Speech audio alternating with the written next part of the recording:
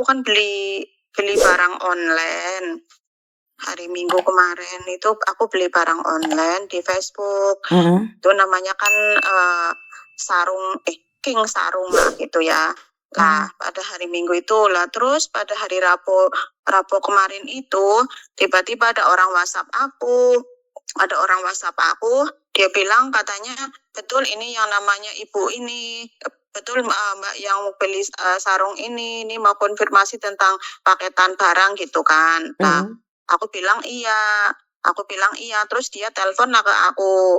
Lah, dia telepon ke aku, terus dia ini katanya, Mbak ini kamu paketannya itu ini paketan ilegal gitu kan. Paketan ilegal ini udah lagi kami periksa gitu, jadi bea cukai.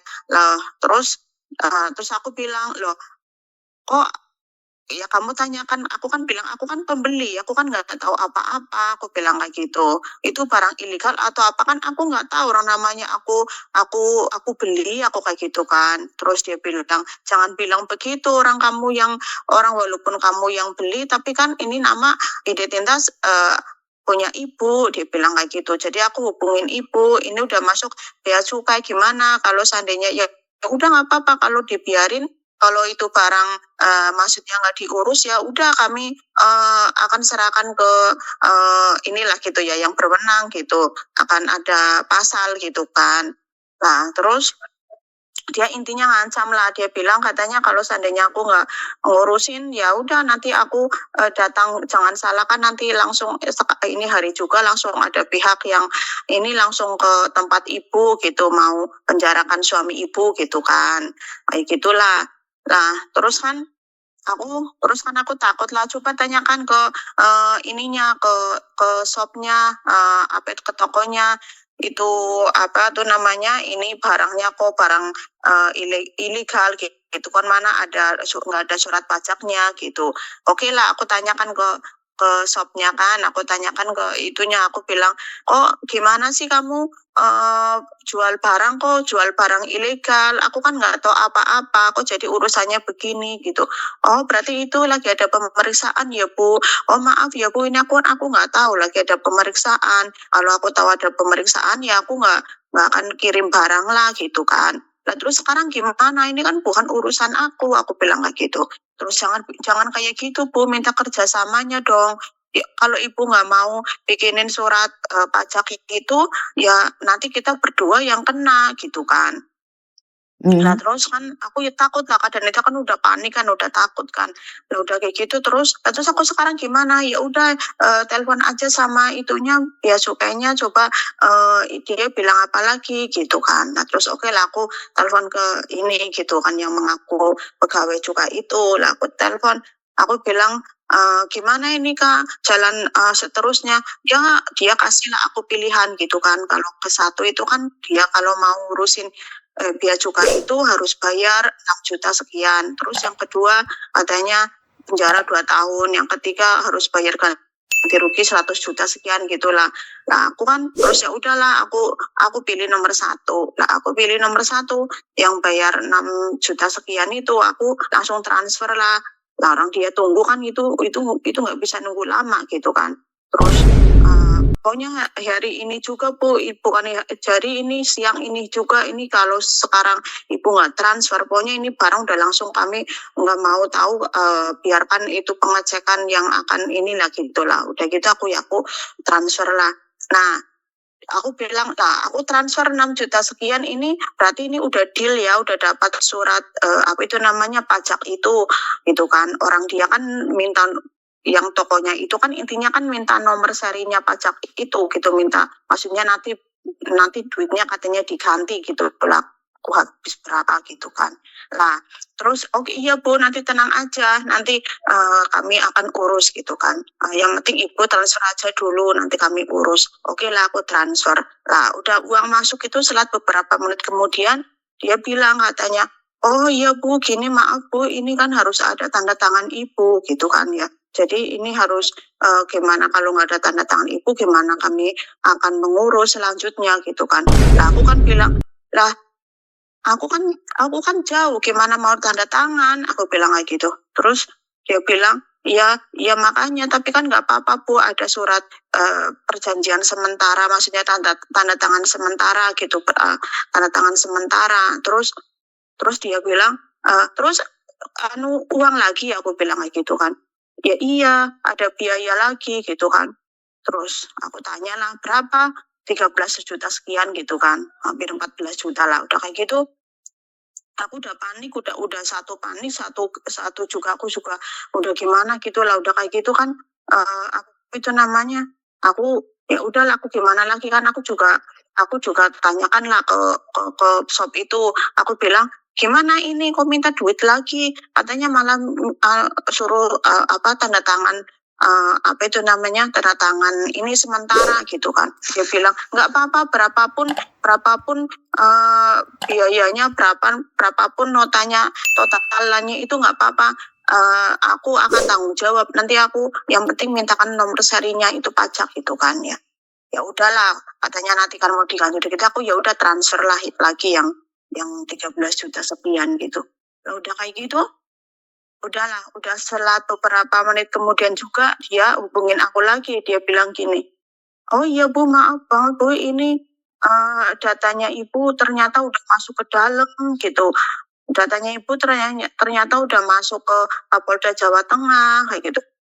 Lah aku kan marah lah, aku bilang gimana sih gini gini gini. Terus dia bilang, enggak Bu, aku kan tadi nggak tahu Bu. Nah, terus ini gimana? Katanya tadi udah deal semua, udah beres semua, udah nggak ada apa-apa. Sekarang ini lagi gitu kan. Ya kan aku nggak tahu Bu. Ini memang ya gimana? Ini bukan saya yang minta Bu. Ini kan undang-undang Bu. Dia bilang kayak gitu kan.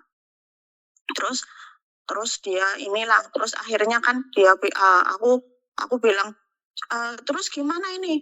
Ya gimana kalau harus ya ada biaya lagi Bu, 35 juta gitu kan ya. Gila, aku bilang kayak gitu. Aku uang dari mana, 35 juta, uang pun udah habis semua, aku bilang kayak gitu kan. Terus ya nggak tahu Bu, harus pokoknya ini aku kasih waktu dalam 1 jam ini, kalau Ibu nggak ada transferan berarti ini hangus, bukan. Jadi ini aku nggak mau tahu, terus ini aku udah nggak mau urusin Ibu lagi, nggak mau tolong Ibu lagi. Ini barang kami serahkan ke atasan gitulah. Lah udah kayak gitu, aku memang kan waktu itu aku memang bankku udah habis semua, udah itu kan kayaknya totalannya semua nggak tahu 20 atau 21 juta gitu kan. Lah aku udah habis semua. Lah udah, aku kalau seandainya waktu kemarin uangku masih ada Miss, aku bisa transfer lagi ke dia, karena apa, dalam pikiranku itu aku udah ketakutan, aku mikirnya itu nanti suami aku kena penjara gitu loh, maksudnya nanti tambah ribet lagi, kena denda sekian-sekian kan. Aku udah lemes banget lah waktu itu, aku udah nggak bisa berpikiran apa-apa gitu kan. Nah untungnya itu aku di bankingku udah nggak ada uang gitu kan, jadi itu aku udah nggak bisa transfer dia. Terus aku juga waktu itu sibuk banget, aku udah masak, dia telepon 2 kali aku nggak angkat. Terus dia bilang waktu udah habis loh Bu, udah jam 4. Ya udah, oke, kalau nggak ini aku serahkan ke atasan. Aku bilang kayak gini, kasihlah aku waktu besok hari, aku bilang kayak gitu. Aku cari uang dulu lah, uang segitu banyaknya, aku udah bilang aku udah nggak punya uang, aku bilang kayak gitu. Ya nggak bisa Bu, harus ini punya, kalau seandainya sampai jam 4 ini Ibu belum ini punya, udah habis semua, ya udah, maksudnya udah kami nggak urus lagi gitu kan. Udah aku biarin aja orang namanya aku memang udah nggak ada uang, dan gitu aku sambil kerja itu sambil pikir, aku ya Allah astagfirullahaladzim, ini apa-apaan ini, aku apa kena tipu ini gitu kan. Lah udah kayak gitu, aku pas kebetulan kan telepon ke rumah itu nggak ada satupun yang diangkat.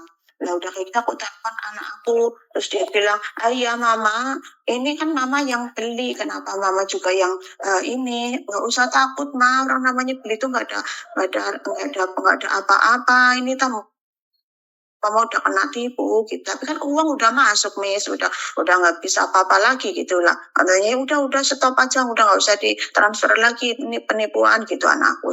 Akhirnya aku ini kan nangis kayak gini. Terus ya kemarin kan ini aku kan terus bilang lah sama bosku kejadian ini. Nah terus Kemarin aku disuruh lapor, suruh ke KJRI kan, Miss. Aku ke KJRI, aku lapor kemarin gitu. Lah udah aku laporkan. Tapi sekarang permasalahanku begini, Miss. Aku sih ikhlas, Miss. Aku sih baratnya udahlah biarin, mungkin itu udah bukan rezekiku gitu, aku ikhlas. Tapi maksudnya aku yang mengganjal itu maksudnya gini, Mas. Miss, ada yang maksudnya saudara gitulah dari kakak menyarankan gini, kalau seandainya kita umpamanya kita itu apa itu namanya itu kan transferan itu kan masih ada minta minta alamatnya yang ditransferan itu, kira-kira gimana ya, Miss? Ribet enggak ya? Ya kamu harus laporan sama polisi dulu. Kan itu nomor rekeningnya Indonesia. Kamu harus laporan ke Indonesia, ke Polres Indonesia.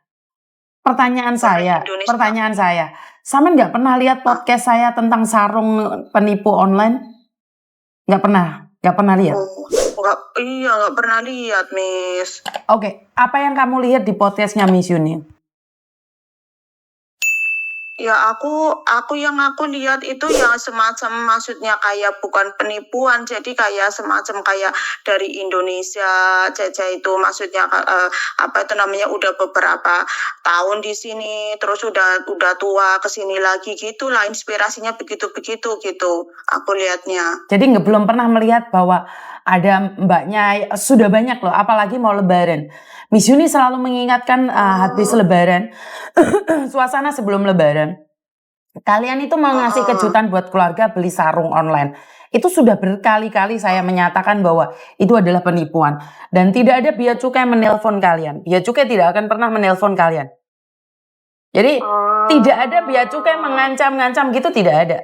Nah, saya yang sangat kecewa adalah kamu sudah kirim uang. Kalau kemarin ada mbaknya diancam, dia telepon saya dan kebetulan saya bisa ngangkat. Jadi kalau kalian siapapun yang diancam, kasih nomor saya ke mereka.